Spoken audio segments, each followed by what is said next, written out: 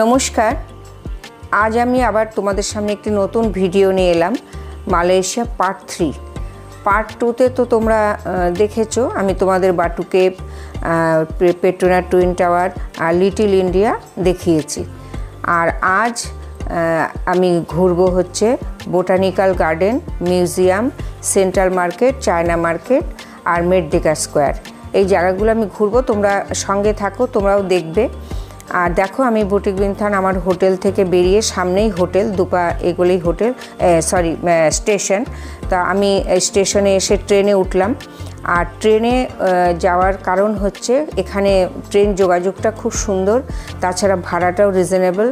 আর এখানকার train, local train কল্পনা করতে পারবে না তোমরা। দেখো, একদম ঝকঝকে তকতকে আর ফাঁকা ফাঁকা, মানে খুব আরামদায়কভাবে যাওয়া যায়।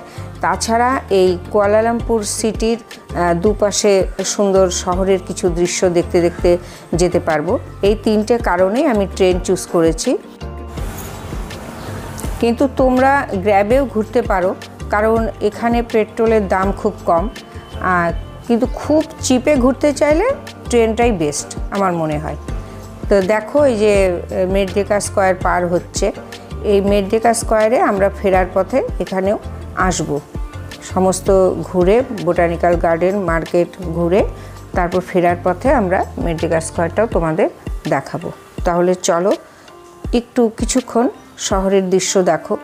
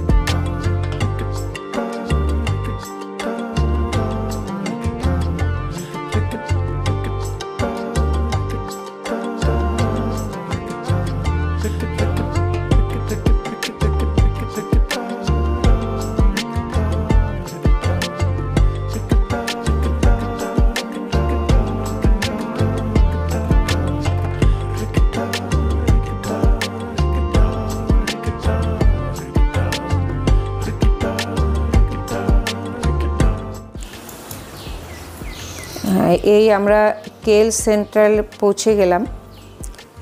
আর এই স্টেশন থেকে বেরিয়ে মানে দুপা এগোলেই হচ্ছে মিউজিয়াম আর বোটানিক্যাল গার্ডেন, সব সামনাসামনি। কিন্তু এত বড় স্টেশন তো রুটটা জানতে হবে, কোন দিক দিয়ে নামতে হবে, উঠতে হবে।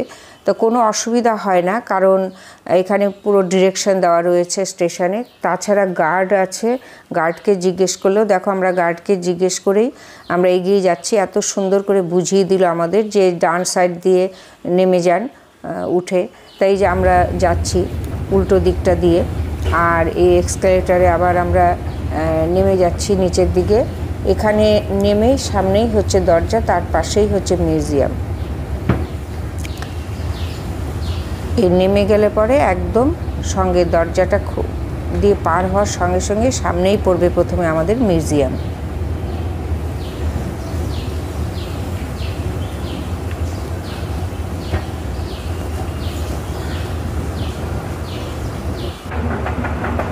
একদম টপ ফ্লোরে চলে এলাম। আর এখানে দরজার নাম হচ্ছে পিন্টু। আমরা যেটাকে দরজা বলি, এখানে হচ্ছে পিন্টু। এই যে পিন্টু বি দিয়ে আমরা বের হচ্ছি। এই আমরা চলে এলাম, এখন আমরা যাচ্ছি মিউজিয়াম।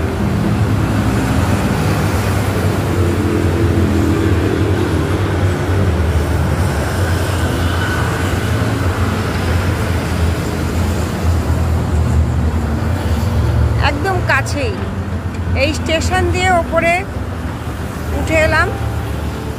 এখানে এই যে মিউজিয়াম,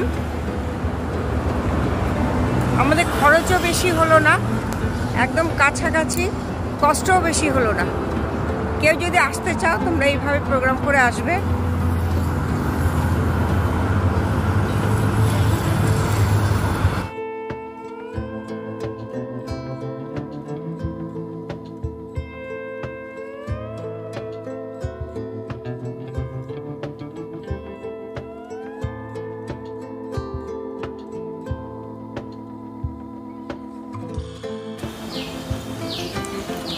হ্যাঁ, তা আমরা দেখো মিউজিয়াম থেকে বেরিয়ে এলাম, মিউজিয়ামের ভেতরটা দেখে। তো তোমাদের ভেতরটা দেখাতে পারলাম না, কারণ ভেতরে ভিডিও অ্যালাউ নয়। তো এই এখন আমরা এগিয়ে যাচ্ছি তোমার বোটানিক্যাল গার্ডেনের দিকে। মালয়েশিয়ার রাজা রানীর ফটো, এই এখানে একটা বোর্ড, বড় বোর্ডের মধ্যে মালয়েশিয়ার রাজা রানীর ফটো ছবি।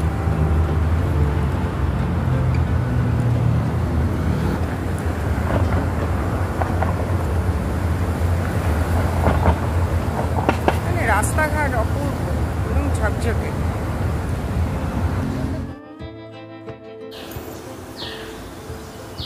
হ্যাঁ, এই বোটানিক্যাল গার্ডেনে আমরা ঢুকে গেলাম। তো বোটানিক্যাল গার্ডেন বিশাল এরিয়া, সম্পূর্ণ তো ঘুরে দেখা সম্ভব হবে না, কারণ অতটা হাঁটাও সম্ভব নয়। তো যতটা পারি চেষ্টা করব ঘুরে দেখার, তোমরাও দেখো। মানে বোটানিক্যাল গার্ডেন বলতেই তো সবুজের সম্ভার। আর আমার মানে ব্যক্তিগতভাবে সবুজ রঙটা আমার ভীষণ প্রিয়, সবুজ দেখতে আমার খুব ভালো লাগে। তা দেখছি, এগিয়ে যাই, কি কি আছে ভেতরে তোমরাও দেখো, সঙ্গে থাকো।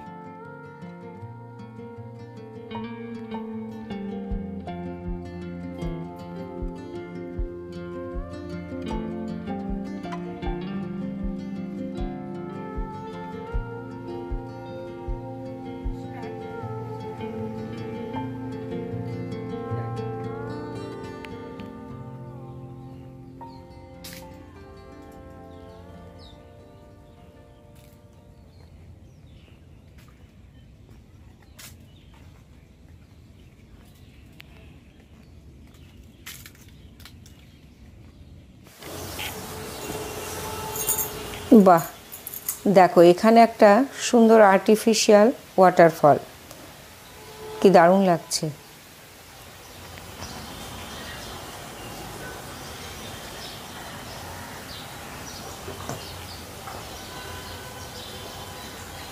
ইচ্ছে করছে এখানে কিছুক্ষণ বসে থাকি, বেশি তো বসতে পারবো না, কারণ অনেক প্রোগ্রাম রয়েছে।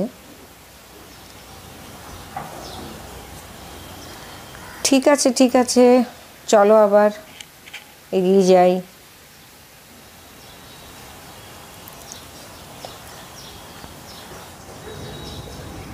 আর দেখো এখানে কি সুন্দর একটা বিশাল এরিয়া জুড়ে একটা ছাতার মতো করে দেওয়া রয়েছে। বেশ বরফি টাইপের, কালো সাদা রং করা। আর সুন্দর, এটা মানে গার্ডেনের সৌন্দর্য বৃদ্ধি করেছে। আর যারা ট্যুরিস্টরা আসবে গার্ডেন ঘুরতে, তারা অনেকটা ঘুরে যখন ক্লান্ত হবে রোদে, বেশ এখানে একটা আলো ছায়া, সুন্দর একটা শেড রয়েছে, এখানে একটু আরামদায়ক, এখানে কিছুক্ষণ দাঁড়ানো বসার ব্যবস্থাও রয়েছে। দুর্দান্ত লাগছে জায়গাটা।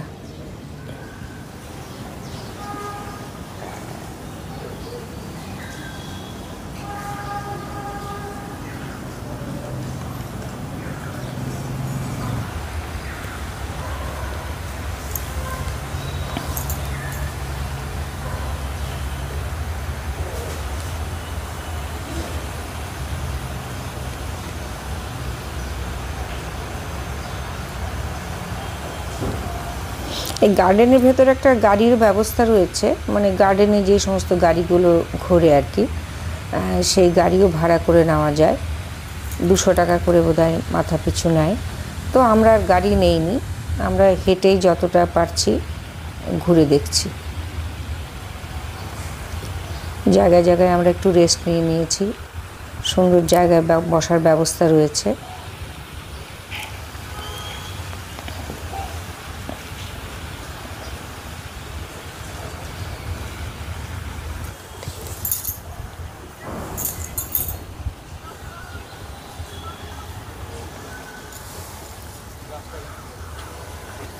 এইখানে একটা লেক আছে, আবার এই লেকের মধ্যে আমাদের একটা চশমা পড়ে গেল। বলো তো দেখি কি একটা ঘটনা ঘটে গেল। আমরা মানে কায়দা করে ফটো টটো তুলতে গিয়ে ব্যাস আমার ছেলের পকেট থেকে চশমাটা পড়ে গেল, ভালো চশমাটা। দাঁড়া দাঁড়া,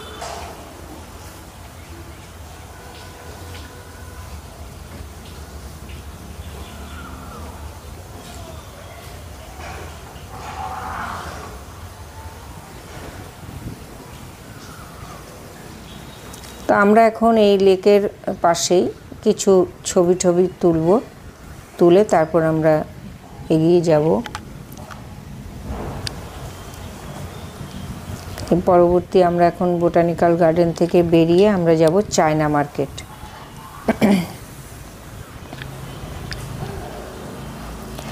চলে এলাম চায়না মার্কেটে। প্রচণ্ড খিদেও পেয়েছে, অনেকটা হাঁটাহাঁটি হয়েছে গার্ডেনের ভেতরে। তো দেখো এখানে আমার একটা মিক্স ফ্রাইড রাইস নিয়েছি, আর সঙ্গে 2 পিস করে শসা দিয়েছে। তো এটা আমাদের মানে ইন্ডিয়ান কারেন্সিতে এটা 350 টাকা পড়ল।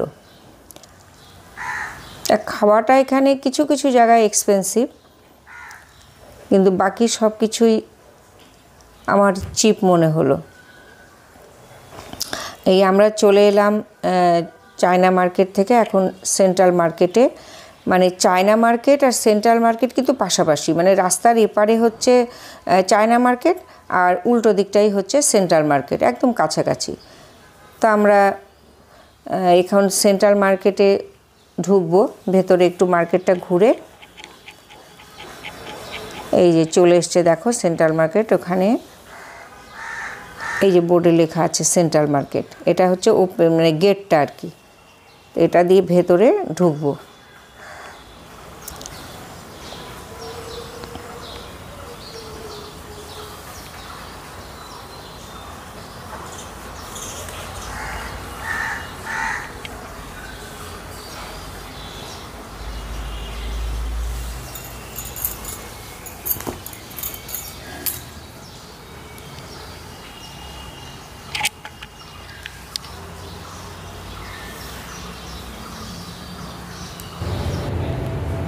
এক কাপ চা যদি 120 টাকা হয়, সেন্ট্রাল মার্কেটে এসে আমরা চায়ের পিপাসা পেয়েছে, ঢুকে গেলাম একটা দোকানে, সাউথ ইন্ডিয়ান স্টাইলের দোকান। বলছে 6 রিঙ্গিট চা। সারা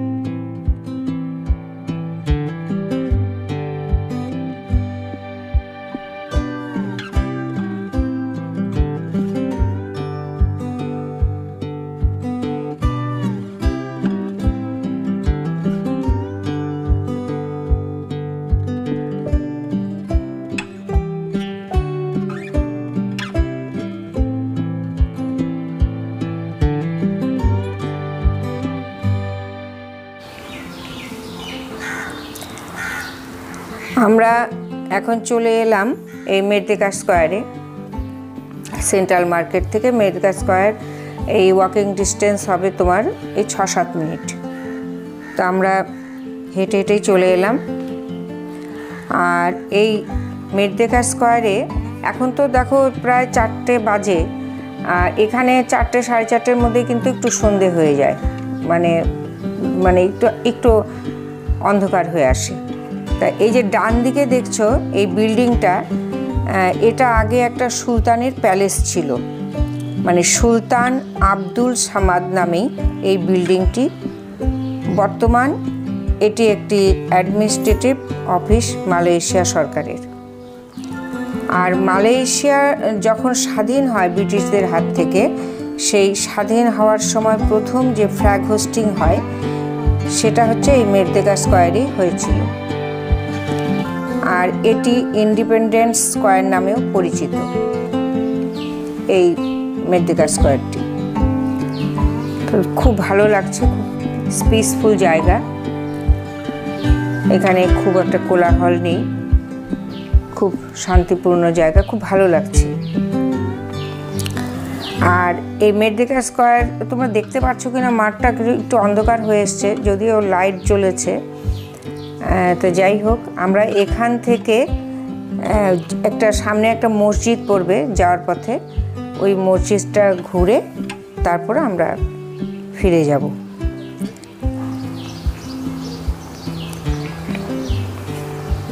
এক সময় সুলতানের প্যালেস, এখন সরকারি কাজের জায়গা। আর এখানেও দেখো একটা আর্টিফিশিয়াল ফল রয়েছে, খুব ভালো লাগছে। এখানে আমরা কিছু ছবি তুলে নিলাম। আর এই যে চলে এলাম আমরা এখন মসজিদে, এই জামেক মসজিদ জামেক, এটি ফ্রাইডে মসজিদ নামেও পরিচিত, বহু পুরাতন মসজিদ। তো যাই হোক, আমরা এখন ভিডিওটা এখানেই শেষ করতে যাচ্ছি। তোমরা আবারও বলছি, তোমরা সাবস্ক্রাইব করে আমার সঙ্গে থেকো প্লিজ, আর লাইক করো, কমেন্ট করো। তোমাদের কমেন্ট হলে খুব ভালো লাগে আমার। খুব ভালো থেকো, সুস্থ থেকো, শুভরাত।